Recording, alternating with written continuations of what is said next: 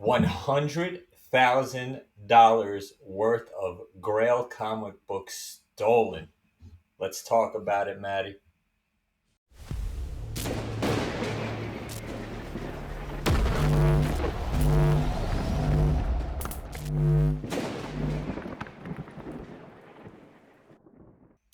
Defects, what is up? Welcome to some comic book news. We got a little bit of comic book crime in this episode today. We're going to be talking about $100,000 worth of comic books that were stolen. Major Marvel titles, guys. I mean, where were they stolen from, Matt? Brooklyn, New York. Where else would your comic books get jacked from? We told you. Yeah. Hit him with a little backstory, Matt. Yeah, so we'll give you the kind of the what happened. We'll show you the books, and then maybe we'll tell you how to maybe prevent this, right? So let me read a little bit for you guys. So this happened back in June 27th, but the story just hit bleeding cool about 4 or 5 days ago. So on Tuesday, the 27th of June, around 3:40 p.m., a set of 10 high-value comic books were stolen from the comic book station at 188 Eckford Street in Brooklyn, New York. We tried to tell you to stay away from Brooklyn. We told you, don't go to the warehouse. Don't go. No, I'm joking around. The comics had been sent from the owners in Iowa to Comic Book Station in Brooklyn to get them slabbed and graded by CGC. The package was then delivered by FedEx without going inside the store. They just dropped it outside the business, even though it was open. The sender had accidentally not ticked the box requiring a signature. Security cameras picked up a guy on a bike about 10 minutes later, grabbing the package from outside the store. We got a little picture of that. There's the bandit on a bike. I don't know. He looks like somebody we know. Yeah, absolutely. And there he is grabbing the package. I don't even think he knew what he was grabbing. Let me go through the books. All right.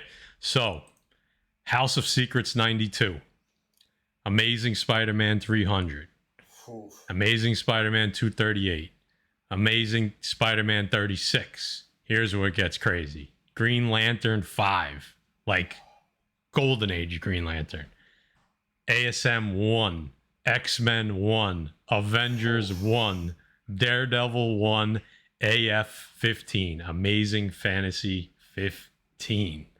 I mean, this may be over $100,000 worth of comics, man. Depending on the grades, right? Yeah. Yep. So that's the what happened. So they included some pictures of the actual books, not just the book, like a copy of the book, but the actual books. I guess the owner took some pictures, and they have some identifying marks on them. So he included those as well. So keep your eyes open here. We'll talk about at the end where you can contact if you kind of happen to know anything about these. So we'll start going through the pictures. Maddie, listen to me. Those books are long gone. There's no getting those books back. They could be. Well, they're in somebody's hands, right? Yeah. Oh yeah. That dude probably sold those books for about $40 to the first person he's seen, dude. Oh, he had no clue. I don't even think he knew what he was grabbing. So, all right, here we go. We're gonna start showing you books, and Jay's gonna tell you what the significance of each book is. So, start off with the House of Secrets 92. There you go, guys. I know I said Marvel. I didn't know there was a House of Secrets and the Green Lantern in here, so we do got some big DC keys right here. You got the first appearance of Swamp Thing. I mean, a major key, right? Not so much as expensive. It looks like it's in good condition from what I could see here on the screen, but a high-value book for sure. Keep them going, Maddie. Yeah, this, to me, here's a couple identifying marks. You can see on the right side, there's a little bit of scuffing. To me, this, again, we're just guesstimating. I'm thinking somewhere between a 6 and a 7. Of course, the back of the book could be beat up, but just from what we're seeing, 6 to a 7, that's about a $2,000 to a $2,500 book. Could be more, right? Because they were sending them out to get cleaned and pressed, submitted. These things, it could be more, right? But let's keep going. That's an easy one, Jay. Major Grail right there, guys. AF15, first appearance of Spider-Man. This is probably one of, if not the biggest Marvel grails there is. Yikes. Yeah. And that looks like a fairly good condition too, man. I know 4.5s, 4.0s are selling for like 40,000 right now. So I mean, that hurts, man. That hurts. Yeah, here's here's a little identifier. It's got that crease down the side. I was able to take a closer look at these pictures kind of offline. They're on the screen now, so it might be a little harder for you guys to see. And then we have down there at the bottom right, there's some chipping. It's hard to tell on this one. I mean, I think on the low end, this is like a 2.5, and I think possibly like a 3.5. So you're talking anywhere between $20,000 and $30,000, right? So that's the biggest book on here, but there's some more big books on here, Jay. Yep, there you go. 1963, I believe. Amazing Spider-Man #1. Listen, if you don't have the AF15, this is the next best thing right here.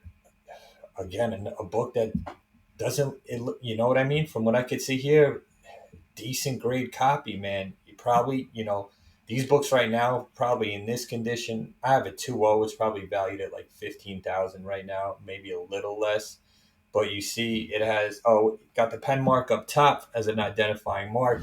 But a lot of these books do have that same exact mark from the month and the year it was put out. I can't see what it says there exactly. I think Yeah, it's 12. Yeah, I'm not sure what that says, but the picture on the right, if you got to really zoom in, but you could see that there's pen above the bubble and under the ER. There's a little, somebody has, it's like a name, I believe. So there is some writing there. Again, if you want close up of these pictures, I could direct you to the article. Maybe I'll pin it in the description below. The spine's a little beat up on this. It looks like, if I looked really close, like on the low side, I'm thinking 2.0, 2.5, man, anywhere up to like a 3.0, 3.5. Jay, I hate to burst your bubble, but this book came way down. Oh, so, yeah, it doesn't matter. You can mine ain't going anywhere. So yeah. Even if it's $1, it ain't going nowhere. Yeah. So this is somewhere between 7,000 and 10,000 right now. For like a 2.0 to a 3.5, you're in that $7,000 to $10,000 range. Okay, so another one that really hurts. Go ahead, Jay. A book that has eluded me my whole comic book collecting career, guys. Daredevil #1. I should have bought this book back in the day. I didn't buy it, and now it's got a little out of hand for me. I'm going to wait for it to come back down, but a book that I definitely need in my collection. First appearance of Matt Murdock. First appearance of Karen Page. First appearance of Froggy Nelson. First appearance of Daredevil, guys. Awesome book to have in your PC. A terrible book to have stolen from your PC. First appearance, first issue, first cover. This looks like a 6.0 to 7.0 to me. That's about a $7,000 book. Yep. And you could see that there is a little stamp there. I think it says 04 or 14 right above the E in Daredevil. So that's the only identifying mark they had on this one. Looking to clean and press your books before submission? Well, look no further than the best in the business, Erod 212 with Express Comic Book Pressing Service. Defects 10 gets you 10% off. Erod will submit your books to CGC and CBCS and pass along his discount. Hit him up on Instagram or email expresscbp@yahoo.com. Avengers #1, guys. First appearance of the Avengers all together. Iron Man, Ant-Man, Thor, Hulk. I mean, another book that I don't have in my PC that I wish I did. I'm not as big as an Avengers fan, but this is an absolute grail, guys. You see the 6.3 right over there by Loki's eye. That must be the year, Matt, right? Was this book published in 63 as well? I believe, yeah. Someone correct us in the comics. It's got to be 63, 64. I'm assuming that's why it's on the cover. Yep. Again, I'm going a little bit on the low side, 2.025 here. It probably is a little bit. I mean, there is a crease down the middle. It's a little hard to see. So on the low side, 2.025, you're talking 3,000. If it's 3.035, you're talking closer to 4,000. So again, the tally is adding up. I really feel bad for this owner. Oh, another book that I have in my PC signed by Stan, X-Men #1, first appearance of the X-Men, first appearance of Magneto. This is a hot book, guys. I love this book. If this book was stolen from me, I would freak out. If any of my comics were stolen, I would freak out. But a book this high of value, oh man, I feel bad. I feel bad, but then I don't feel bad as well. We'll talk We'll get about it. into that later. We'll Yeah. get into that at the end. So you can see here, nothing crazy, but if you look really close on the X and to the right on the picture on the right, there's some some color loss. That's the identifying mark on this one. I'm thinking a 4.0 to a 5.0. Hard to tell. Again, we're just looking at one picture, but 4.0 to 5.0, 14 grand, guys. 14 grand. Dude, this is a clean looking copy, man. Yeah, it could be higher. Yeah, I mean, there's some chipping around the side and the top, but it could be a little higher than you're talking 15, 16, 17. So, I mean, these books are adding up. This is dope right here. So this I don't know. Green Lantern #5. I don't know the significance of it. I do know it's a Golden Age Green Lantern book. In the comments, if you know, Matt, do you know? I don't know off the top of my head, but maybe if I look it up, I don't think it's a key, but I'll put it on the bottom of the screen with the significance when I edit this video. Yep, there you go. So this to me looks, I mean, this one's hard to tell. It's in Mylar. I think it's like a 6. I mean, it could be higher, could be lower. There's no recent sales data on this. Based on some of the surrounding grades in earlier years, I'm going to guess this is around a $3,000, $4,000 book, but it's hard to say. It's whatever somebody will pay for it right now. Because there's so few of them, it could go for even more. But this is a super rare book, especially in this grade. So, yeah, that's a heartbreaker. So those are all the pictures. I know I said there was ASM 300, 238, and a 36. There's no pictures of those. They must have either been higher grade or didn't have unique identifiers. Obviously, those books are the cheaper. Those are cheaper compared to all these. I mean, if the ASM 300 is a 9.8 newsstand, I mean, that's another, $4,000 book, $5,000 book. Actually, no, it's actually higher. In a newsstand, I think it just sold for $13,000. In a direct, it's around 4. So, who knows? I'm assuming that those weren't high value, which is why they didn't include pictures. This is crazy, super sad. I feel really bad for the owners, but Jay, let's talk quickly about like maybe some of the things they could do to avoid this situation. Obviously, there's nothing that you could do to 100% prevent this, but what are some of the things that you would do to kind of prevent this from happening as the person either receiving the book or shipping the book? Yeah, I mean, me and Matt were talking about this when he sent the story to me, and the first thing Matt said was this was a guy who probably had these books for years that was reluctant to send it out to get graded.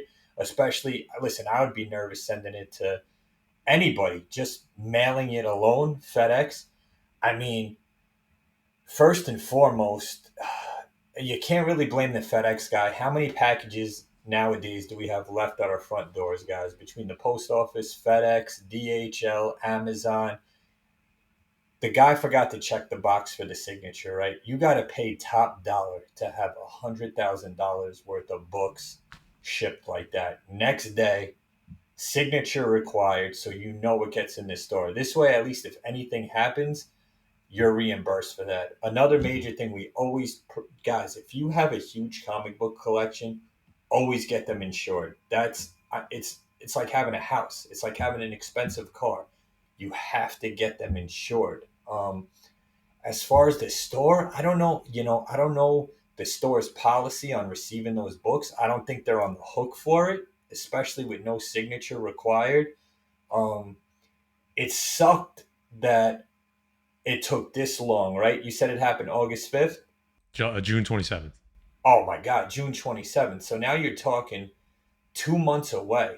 July, August, September, 3 months, 2, 3 months away.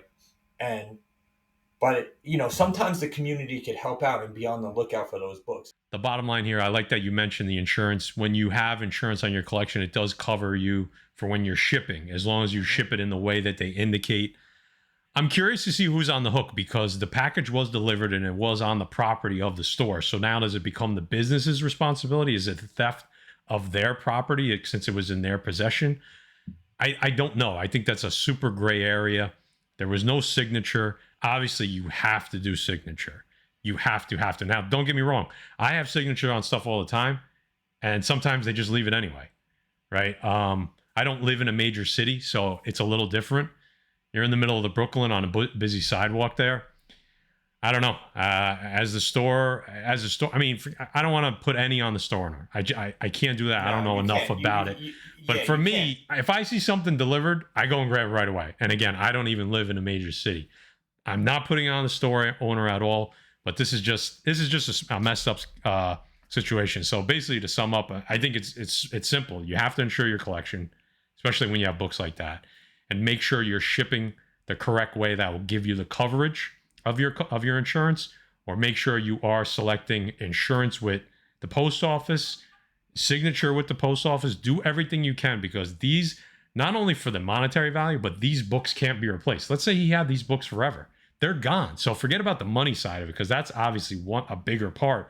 But that House of Secrets 92, that AF15, you're never getting that one back. You may get another one, but you're never getting that one back. So that's all I have on this, man. All right, Defects. Let us know what you think in the comments. If you have any experiences with shipping and lost books and stuff like that. The good news is we're in New York. A lot of our viewers are from New York, guys. The guy's contacts is in our description below. Happen to come across these books. If someone is selling them, if you're hopping a pawn shop in Brooklyn or a comic shop and they do have these books, guys, and you did watch this video, please hit this guy up, or he'll contact NYPD and maybe we get the books back. That would be an awesome story. What do we got coming up? We dropping every Tuesday and Thursday, 5 o'clock. New Tuesday nights. Thursday nights, 9:45. We got the Defective Collective once a month. Speaking of that, the one coming up this month, Matty Forge is going to be starting a Fantastic Four number 49. First full appearance of Galactus. First cover of Silver Surfer for $1. Starting bid $1. So make sure you're there on Very Gary's channel. And until next time, guys, let's try to get this guy's books back. That would be an even better story of how strong this community is. Again, down in the description is his contact information. Until the next time, guys, we'll see you later.